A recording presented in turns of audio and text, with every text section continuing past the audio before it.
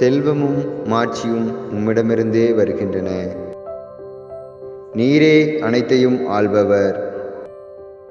ஆற்றலும் வலிமையும் உம் கையில் உள்ளன. எவரையும் பெருமைப்படுத்துவதும் வலியவராக்குவதும் உம் கையில் உள்ளன. முதல் குறிப்பேடு நூல் 29வது அதிகாரம் 12வது இறை திருவசனம்.